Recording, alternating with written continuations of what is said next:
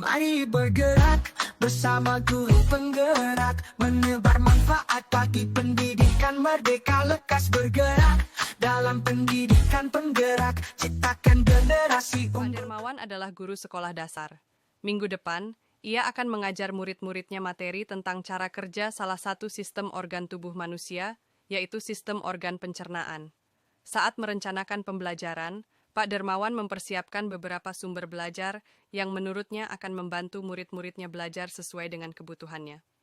Sumber daya belajar yang ia siapkan diantaranya adalah 1. Sebuah poster diagram yang menunjukkan bagian-bagian organ pencernaan yang dipinjam dari perpustakaan. 2. Berbagai bacaan yang memuat pembahasan tentang bagaimana organ pencernaan bekerja dari beberapa sumber. Ada yang berupa beberapa buku bacaan dengan tingkat kesulitan berbeda-beda, yang juga ia pinjam dari perpustakaan, yang memuat informasi tentang cara kerja sistem organ pencernaan. Artikel yang ia ambil dari majalah anak. Kebetulan ada pembahasan tentang sistem pencernaan dengan bahasa yang lebih sederhana. Komik sains milik salah satu muridnya. Di minggu sebelumnya, ia sudah menanyakan pada murid-muridnya, apakah ada yang memiliki sumber belajar yang berhubungan dengan sistem organ pencernaan. Kebetulan, ada satu muridnya yang memiliki komik sains dan diminta untuk membawanya ke sekolah. 3. Di kelas Pak Dermawan tidak ada komputer. Tetapi Pak Dermawan tetap mencoba mengunduh lewat handphonenya sebuah video singkat yang menjelaskan tentang bagaimana organ pencernaan bekerja. Video ini kemudian ia tonton sebelumnya untuk memastikan isinya sesuai dan cocok dengan apa yang ia ingin anak-anak pahami, dan kemudian ia simpan di handphonenya tersebut. Rencananya, ia hanya akan menunjukkan video itu melalui handphone jika ada murid tertentu yang masih membutuhkan bantuan lebih. 4. Pak Dermawan juga membuat kartu-kartu pertanyaan yang dapat digunakan untuk membantu murid mengkonstruksi sendiri pemahaman mereka tentang cara kerja sistem organ pencernaan dengan menjawab pertanyaan. 5. Pak Dermawan lalu mempersiapkan daftar kegiatan lengkap dengan instruksinya. Misalnya, membaca buku, artikel, komik, DCBI, mengamati poster, diagram, mendiskusikannya, dan kemudian membuat ringkasan untuk menunjukkan pemahaman tentang isi poster tersebut. Mewawancarai petugas UKS, menjawab kartu-kartu pertanyaan. Aktivitas-aktivitas tersebut, walaupun berbeda-beda, namun semuanya bertujuan agar murid memahami cara kerja sistem pencernaan. Pak Dermawan pun siap mengajar. 6.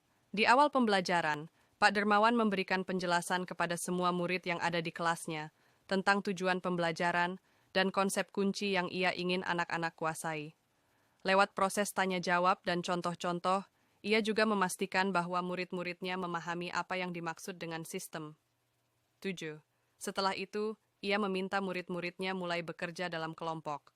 Untuk penugasan kali ini, Pak Dermawan telah mengelompokkan murid berdasarkan tingkat kemampuan murid membaca.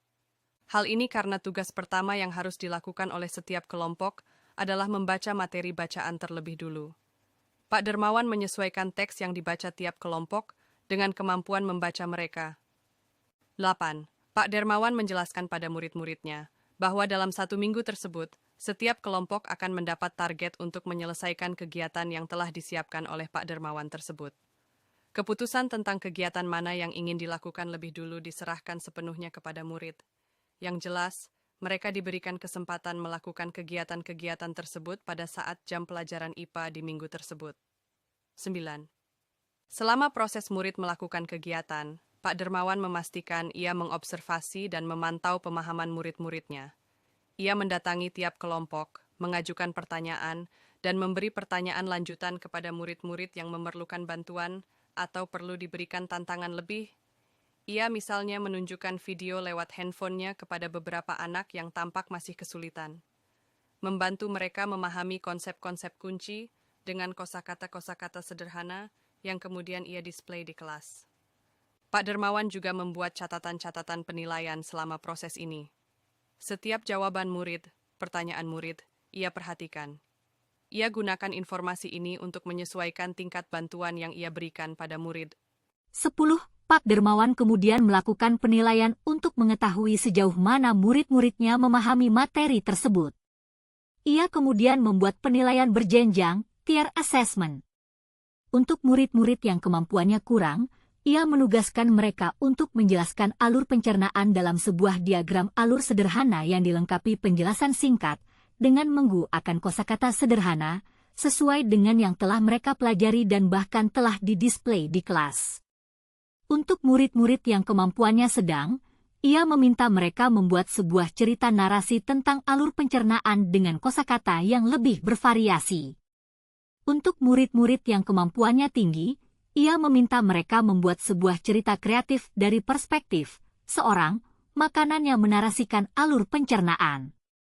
Melalui tugas ini, penyusunan kalimat dan pemilihan kosakata yang digunakan tentunya sudah lebih sulit. Bangsa mari bergerak, lekas bergerak, dan selalu menggerakkan. Mari bergerak, lekas bergerak, dan selalu menggerakkan. Mari bergerak, bersama guru penggerak, menebar manfaat bagi pendidikan merdeka. Lekas bergerak, dalam pendidikan penggerak, ciptakan generasi unggul penopang bangsa. Mari bergerak, lekas bergerak, dan selalu menggerakkan. Mari bergerak, lekas bergerak, dan selalu menggerakkan.